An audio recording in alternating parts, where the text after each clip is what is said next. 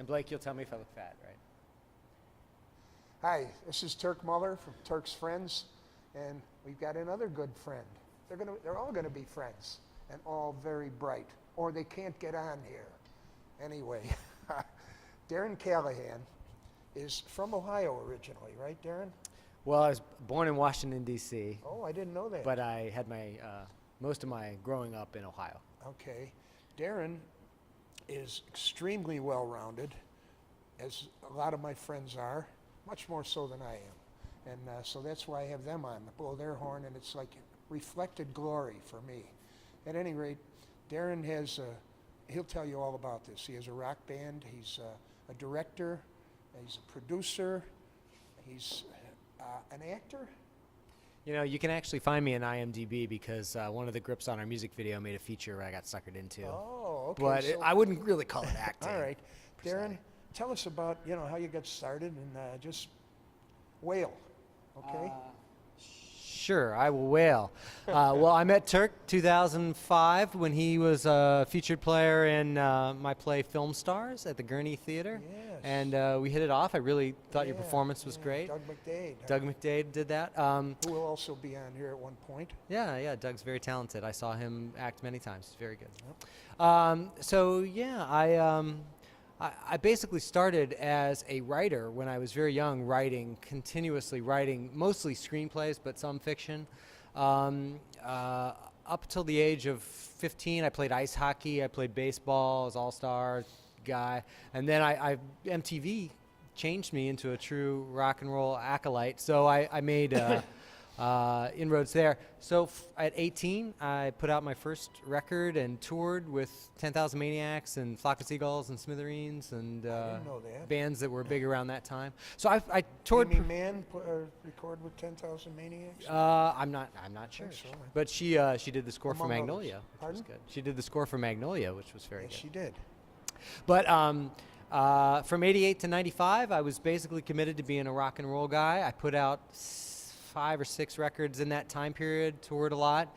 Used to tour through Chicago, where the record company was a lot. So we played a lot here. Really enjoyed being here more than other cities like New York or whatever. I really enjoyed being in Chicago. Well, you're a hustler. Yeah. I yeah. say that's a good word for me. That's a word I use with plaudits. That's good. It's a good word. So yeah, I did music exclusively from 88 to 95. I really didn't like touring, but it was part of the game. I had to do it. But I really enjoyed making records. I enjoyed the process of being in the studio, and I really got away from writing. I didn't write anything at all during those 7 years. I was so focused on music, and it's a big time commitment to tour. You play. Yeah, I played at that time. I was really known as a keyboard player because piano is my primary instrument, synthesizers. But I actually do play guitar and drums too. So later, like when I toured in the latter half of the 90s as a guitarist, people were like, I didn't know you play guitar. I'm like, well, who played guitar in the records? It was me. And so, I think it was kind of surprising to people that I played multiple instruments. I got kind of known as a keyboard player. But yeah, I really enjoyed making music and producing people, but I wanted to stop touring. So I decided, and I hadn't made any money. I made very little money at any of that stuff. So I decided I was going to change my business model from what the normal one is, which is you make a record company gives you money, you go make a record, then they own the copyright, and then they distribute it. Well, what I had happened was the record company in Chicago went under, took all the money with it. So I never saw any money off those records. Now, after years, I've gotten all my stuff back. But I've heard that's not uncommon. yeah, it's very common. Well, what I decided in '95, which I guess was pretty ahead of the curve, was I would do it differently. I would record the records all myself. So I learned production, and I met more musicians, and I formed little sub-acts, 5 or 6 different band names that released a couple records a year. And I found that I could release enough records, continue to own my copyright, and just license it out, that I actually then started to make money. And the more records I could make, the more licenses I had. The licenses were just for 1,000 or so records, and if I sold more records, I got a little bit more. So since that time, I've released about 50 records, and been able to, unlike my friends who are trapped in that kind of music industry mumbo jumbo, where they aren't allowed to record for 2 years or something like that. I have a few friends who've done well, but most of them are stuck, and they've stopped, basically. So I still make records. I did decide a couple years ago I was sick of being in a rock band. So I know you mentioned I was in a rock band, but I actually broke up all my rock bands in favor of doing a new adventure called Phantom Soundtracks. And you can go to phantomsoundtracks.com and check it out. It's a record label entirely dedicated to doing film scores for movies that don't exist. Huh. So we do everything regarding the movie. We come up with a team of 15, a director, producer, writer, everybody. We go shoot still photographs of 20 or so key scenes from the movie. We cast it. We have a treatment and a script, but ultimately what we do is we do the music that you would hear in the movie and then release that as an album with a booklet, you know. So there's no actual movie, no actual script. Is my comment about Renaissance people precise, folks? Huh? But this is kind of good though, because it enables me to do like a mix of theater and writing and music, and have a band that's just around for one album. Then I could break it up because I get bored really easy. What are you doing now? Right now, the Phantom Soundtrack's first album, Spikes, which I happen to score. I'm not planning on scoring them all. Came out last Tuesday, so I'm promoting heavily Spikes. It's a slasher film from the 70s with an all-analog synthesizer, John That Carpenter never kind of thing. existed. That never existed. But if you look at the pictures, they're really realistic. It looks like Texas Chainsaw or Halloween or something. It looks like one of those movies. Wow. So that came out just last week, May 11th. And then simultaneously running is a play that Turk is in of mine that I'm directing called Death and Devils, written by G. Riley Mills, who was a very great local playwright. He's been on ER. He won a few Jeffs for children's shows. He's a very talented guy. And you're gonna have Terrific him on. actor. I did a play with him years ago called Never Come Morning, based on a Nelson Algren novel. We won a whole bunch of Jeffs for that. Well, he's very talented. I really like the script. And Gary's going to be on the show too. He's another very one of Turk's friends. very cool guy. But yeah, Polarity needed a director for this play, and Polarity Ensemble Theater here in Chicago, they asked if I would take it on, and it's been a blast. It's a short run just to kind of develop the play and get it up on its feet. Hopefully it will have another life, either with or without me as a director, but it will go on here as a fully produced piece. What could they do without you, for crying out loud? Well, yeah, I'm glad everybody's pleased with my performance on this. Directing is something that's pretty light on my Renaissance guy resume. I have directed things in the past, but it's not something I float to the top. I'm mostly known either as a musician or a writer. Should I talk about writing things? Is that going to be interesting? I don't know. Sure. Should I hit on that? Sure. So yeah, when I stopped touring in '95, I had a lot more time on my hands, and I decided to get back into writing. So I wrote a couple screenplays that I did well, but one thing I wrote was some audio dramas. I was really on the road and listened to a lot of 30-minute audio dramas from the golden age of radio. And I was like, I should write some of those. They don't make those anymore. They're really great. So I wrote a few, and one of them I liked. They were all 30 minutes long. I saw an advert for a contest that NPR was sponsoring. So I sent in the script, and it won. So it got produced in St. Louis and ended up bouncing around the satellite for a few years, and did really well. It was really a good production. So from there, I got jobs writing for the Sci-Fi Channel. I wrote audio drama for them, and scored other gigs out of that. I had a play run on radio in New York that was heard by a producer from the BBC, and I got to write something for That's them. terrific. So it was really from audio drama. So I go through these little phases where I'm like known as musician guy, and then for the late 90s I was known as audio drama guy, and then in the early 2000s I really got into fiction again, and I wrote 3 or 4 novels, one of which was this 1,000-page novel with 200 characters that really to me was a joy, but I didn't have any high commercial expectations for it. It was actually my first hit. Kinda. Really? Yeah, the Audrey Green Chronicles. I don't know if I ever gave you a copy of that. No, I never saw that. I'd have to take a look at that. Yeah. I know that these creative types, they get neurons that click and some that go off for a little while, and in different parts of that genius brains. So that's what happens. I'm hesitant to call anything I do genius, and believe me, some of my detractors would agree. But what I'm known for is really in my career and in my artistic style is packing a bunch in. Like it's a very very big notion that I try to like carve out, and usually there's tons of stories. They're usually cross genre. Audrey Green Chronicles was a mystery, but it is a little sci-fi and had a dash of horror in it. And stuff like that tends to not do very well because you confuse people. What is this thing that I am watching? But I love it because it surprises you. You're like, you see it and you're like, I have no idea what is coming next. You know, whether you like it or not, it may be a surprise. But I loved White Airplane, which was this play I wrote. It was produced in 2009. Yeah, Turk Paul saw it too. Turk and Paul were in the audience. Yeah. You know what I love about it is the first thing in White Airplane is lovers on a field and they're kissing. Oh, it's a romantic thing. They're making little jokes. And then they start to get it on, and it's a little graphic.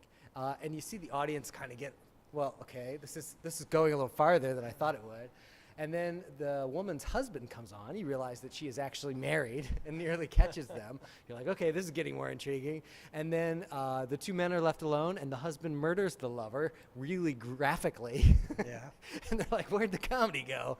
And so, like, this is within the first 10, 15 minutes of the play. That literally, I love shocking people. They're like, have no idea. Now, sometimes some people are like, that's way too much. I can't take that. It's all over the place. It's messy. They have bad upbringing. Yes. Well, they just need to see more plays, read more books, see more stuff. But I like messing with people like that. You like- it's go fun. ahead. It's fun. I like seeing the reaction. You of like people. horror stuff too. Well, it's funny. Science fiction and horror. Well, because Combo. of combo, yeah. Well, I was raised on all that stuff. But you know what was weird is in the radio years, I wrote mostly science fiction, so I got known as a sci-fi guy and Sci-Fi Channel and stuff like that. People are like, "Oh, he's a sci-fi writer." And then when I the did, neuron clicked, yeah, well, shifted. I shifted, and then, which is why my career is not quite where it should be. Then in the fiction stuff, I really got into fiction mysteries. Started reading like a lot of Japanese mysteries. So it was very Esoteric noir. stuff, huh? Yeah, well, it was still pretty Guns and Girls kind of noir stuff, but it had a real literary feel. So that I got really into that stuff. Visceral enough. Yeah, yeah. So people are like, oh, it's a children's book. Oh, with a horrible violent scene in it. You know, they kind of freak out. That threw them off. Yes, they were kind of strange Not a about that. bedtime story. No. People are like, we could market this as the next Harry Potter if it wasn't so violent. I'm like, yes, well. I love it. I love it. But then now I'm kind of known as a horror guy because I had a horror coffee table book. I wrote Horror Academy, which was this play that was produced here that was all female cast, extremely violent, that did really well. And then I wrote White Airplane around the same time, which isn't truly horror, but has horror elements to it. Science fiction, Yeah, I don't know what. See, that's the thing. You can't say. horror with a small H. Yeah, maybe. yeah, maybe. I know the people who loved Horror Academy came to see White Airplane and were kind of like, well, it's not quite as horrific Where's as the I horror? thought it would Well, be. it's a small letter. Yeah, and the people who saw other plays of mine came to see Horror Academy, and they're like, "Oh my gosh, It's a small S too for science fiction. it's true."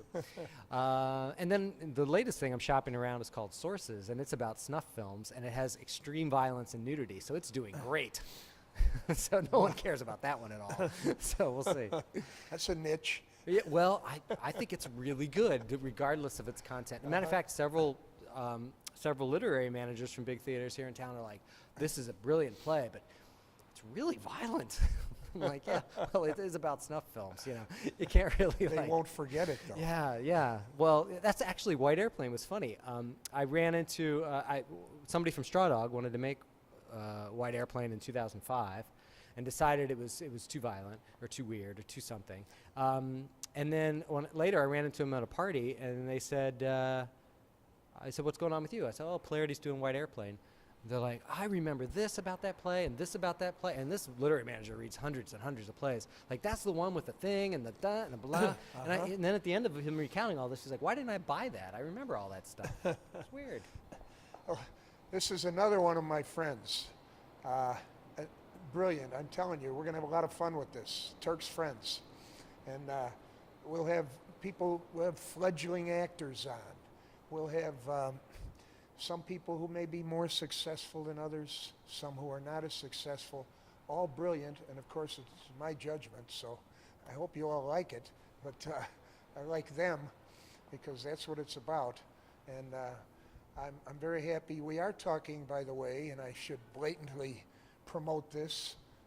Blake said it was all right. We are going to do a one-night, for now, revival of The Informer, the old Victor McLaughlin, John Ford film that Victor McLaughlin won an Academy Award for in 1935.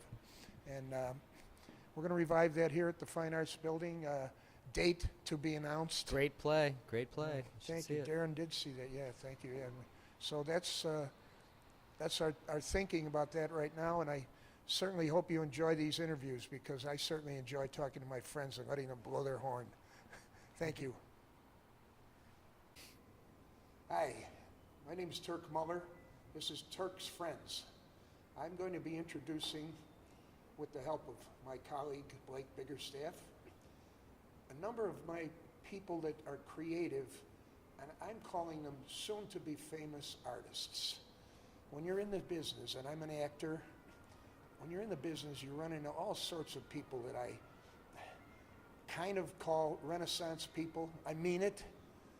It might be a stretch for some, but these two guys who I'm going to interview today, these guys are Renaissance men. Number one is my buddy Paul Carr. Paul is a playwright. We turned him into an actor when we did The Informer. Did a great job, Irish accent and all. Played a dead guy. Maybe that was easier, huh? At any rate, Paul, I'm going to have Paul do the talking. I want him to tell about his background, the projects that he's done, participated in, is planning, etc. Okay, Paul, tell us about how you got into the arts. Well, I did go to Columbia College a few years, dropped out. I was pretty active writing back then. I wrote a book, and in the What process, was the name of the book? Uptown Blues. It was about the neighborhood in Chicago called Uptown. But actually, in the process of trying to get it published, I kind of got fed up with the whole process of It's a tough job. writing. I remember a publishing house said something like, "No Midwest realism, please," or something like that. So anyway, I just kind of got fed up. I quit for a long time. I didn't write for years. After like about 20 years off, I wrote Busted City, which is how I met you. I decided to give one more shot at trying to do something that was worthwhile. It's a play about the Harold Washington election. It's really a play about the racial politics What year in was that Chicago. again? I wrote. 1983? It was '83. The play is set in a bar. There's some racist cops. They end up taking That's me. bets. He played the cop who is sort of the mentor to the bookie. He's hooked up with the outfit. Not a good guy. About 720 degrees opposite of my politics. I better inject. But that's how we met, and it's kind of a no holds barred look at Chicago and the real attitudes people have, that they don't always speak in public, but they might speak among friends or after they have a few drinks. And there's a lot of very frank, rough talk in it, a lot of racial Blue-collar guys. slurs. And anyway, it was well received. I met a lot of people through the play, and there's even been talk of remounting it again, possibly here at the Fine Arts Building or Possibly at the somewhere. Fine Arts Building, somewhere, for sure. But that was my sort of comeback effort. That's how I met you and a bunch of other people. And I didn't know that was your comeback effort. I thought you Yeah. were a regular Renaissance guy your whole life. Well, I continued writing after that. I've written another 6 or more plays and a Tell us the crime names. book, Yeah, crime book. fic, Tell us crime the names of fiction. some of these and what they're about. Well, actually, Prop Theater, where Busted City was produced, is supposed to have a reading sometime in the near future of a play called Debris of the Prophet, which is about, well, a lot of people would say it's about religion. I really think it's more about free speech, and the main character is a guy who takes it all the way, unrelentingly clings to his right to free speech, and basically pisses off the Christians, the Jews, the Muslims, and the atheists, and pays the price for it. It's a pretty dark play, actually. Sounds like what you do in your regular works anyway. Well, yeah, Busted City and this play are both similar in that they're not lighthearted fare by any means. Although I have written a few comedies as well. And actually, the last play I wrote, it's a pretty heavy and intense play, but it's a family drama. Actually, it's set in Ireland. It's And he's based a funny guy in person too, by the way. So it's based on a real story, but I've been trying to write different varieties of things. And talk about some other screenplays. Any? no, I have a lot of stuff I want to do. I'm not lacking for ideas. I do have a play I wrote that I want to convert to a screenplay. I'd like to do that in the coming year. I still have to go back and edit this crime fiction book, which I like a great deal. I think it would make a great movie. Tell us Actually, some names and describe it. you know, I'm still bouncing around for a name of the book. Okay. I really don't know yet what I want to call it. I have a few titles, but I'm not set on anything. It runs though about 600 pages, which I've been told is too long. So I don't know. I'm gonna have to winnow it down a little bit, but it goes all over the city. It's in Uptown. It's in Humboldt Park. It's in Hegwish. It's pretty much everywhere. It's all over the place, and it was a lot of fun to write. I don't believe in taking a lot of time writing stuff. I try to set strict deadlines. Over the years, I've read about other writers who have taken years, or I think I read Ben Heck's that he took no longer than 6 months for a screenplay, and I thought, He was a or 3 newspaper months. man. He was a newspaper man too, though. Yeah, well, he started here, but then he That was a helped. big-time screenwriter, and but actually the last 3 plays I wrote were I did in 6 months. I just kicked ass, and I got them done in 6 months. And so now when I get an idea, I just try to plow through it in You're a a month or quick two. writer. I try to. I And don't. I want, can vouch for the fact that you they're know. very good. We did Busted City, and Now that I'm at my advanced age, I don't want to waste any time. So. and as I said before, Paul was in The Informer. As I was casting it, except for one person, and I said to Paul, "Why don't you try it?" And by God, he was terrific. It was fun. It was interesting. I saw an old college buddy who's been an actor for 30 years, and he came to see the play. Who's that? Don Schroeder. Oh, Don Schroeder. Yeah. Actually, I wrote a play when I was at Columbia that he was in my first play, and Oh. I hadn't seen him in a long time. And he's like, "Oh, you did a good job." So I felt pretty good that he said my accent was good or my projection. But It was good. to me, it was just fun. It was just I wouldn't have done it if it wasn't fun. I would do it again, but I'm not really looking to act per se. I'm more interested in writing and Unless we drag spending you my in again. time. Yeah, it was a good role. I do it. I got to get killed every night. I enjoyed that. I get to get shot, which was fun, and It's all fun. That's wear a what, trench coat. You know what the hell? that's what Turk's Friends is about. All these people that I know who are friends of mine and who are very creative, those are the people that'll be on here, and those are the people that know that you need to have fun along with being entrepreneurial and businesslike. There are people that I know, some of whom may be on here and some may not, who are not business oriented, who are extremely creative and nice people who don't know the first thing about the business end of it. That's the tough part. And Paul is a creative person who understands both sides. So I'm trying to work it as well as you do, but it's been a lot of fun. Like I say, I just try to stay busy with writing, trying to get a reading going. I've sent a few plays out to other theaters. It's hard to always meet the right person that will actually read something, and not like a 22-year-old intern that maybe doesn't know the history of something that happened 30, 40 years ago or whatever. But I think our other I know friend that's- who will be on today who can vouch for the fact that it's it's a rough road, and that's what I'm trying to do here, is to give some of the artists that I know an opportunity to advertise, if you will, their product, because that's the business side of it, and just talk about it, and talk about being a person, and also being a business person, also being an artist person. well, the funny thing, one point I could bring up about Busted City and about Harold Washington was, if you saw the governor's race this year with 2 really boring candidates, ineffectual, Pat Quinn, and then Hines, who went negative right off the bat, and it was a horrible, kind of depressing contest. But the only interesting thing that happened was when the Hines camp introduced that footage of Harold Washington 23 years after he died, criticizing himself for hiring Pat Quinn, I think as Inspector General or something, was it? And he's saying, hands down, the worst thing I Attorney did General? was hire Pat Quinn. He was terrible. He was underqualified.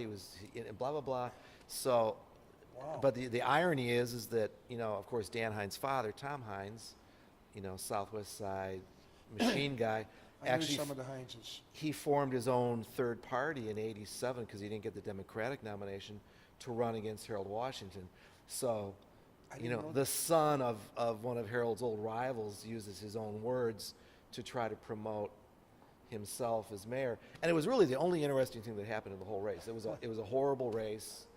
It was a depressing race. It was negative. It was not issue oriented, you know, whatsoever. But yet Harold Washington still has such a long shadow that I think that's one reason people, you know, Busted City resonated with people, is because he was such a huge figure in Chicago. And I wrote in the play program, I think to me that was the biggest event in Chicago history, bigger than the fire, bigger than the riots that The consensus You is know. he did a pretty good job as far as what politicians can do. I had a buddy, well, yeah. a buddy who owns the Old Town Ale House, Bruce, a buddy of mine, who won his golf tournament 2 years in a row. Bruce is an older guy now, and he said he was a terrific guy. Yeah, and people got over a lot of the racial fears after his first term. A lot of the white ethnic community realized, you know, the sun would come up tomorrow, the garbage would get picked up, there were still police and firemen. It wasn't the end of the world just because there was a black man as mayor. And they were starting to get over the fact that we had a black man as mayor, and then he dropped dead shortly thereafter, which is very tragic. And, you know, you wonder how history would have changed had he been in there 10 or 15 more years, who knows? I mean, Daley would have never gotten in. I mean, it's interesting conjecture. Of course, my buddy Bruce is the type of guy, he said that TV camera station came in one time to interview him about the type of place it was, because Royko and a bunch of famous lefties used to go in there and still do. The guy asked him, he said, with the 7-second, is it a 7-second delay? He asked him, he said, what kind of a place is this? And Bruce said, well, it's the kind of a place Bush wouldn't make it in here for 30 seconds. So that's what Bruce is all about. And at any rate, what are the names of some of the other things? You sent me a couple, and I can't think of the name. Debris of the Clouds, you said that? Crooked? Crooked, yeah, it's a crime, corruption drama. It's actually an anti-war play. It's also a tale of personal redemption and corruption set in Chicago. And You like that gritty stuff, don't you, Paul? yeah, I like the kind of dark noir type bar stuff. I'm But glad, because it's the type you of know. stuff I get cast in. So, you know. But like I say, I've written a few that are not like that at all. That I'm trying to like.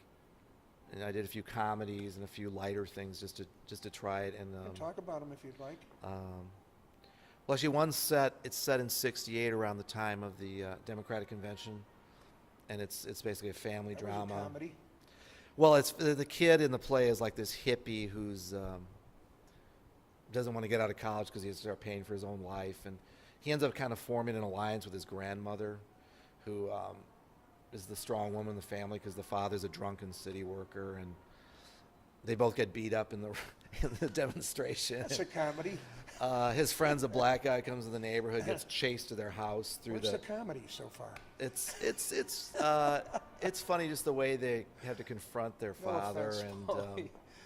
the mom's kind of a spaced out Bible thumping, That's a whatever, comedy. so, on drugs. So anyway, it's Better pretty. yet. It's called Bungalow Belt Babylon. I like But, that. I like that. All right. There's a few others as well, but Well, this is Paul Carr. His nickname is Zeke. Not too many people know that, but you didn't talk about that. You had a baseball card shop on Irving Yeah, Park yeah, for years.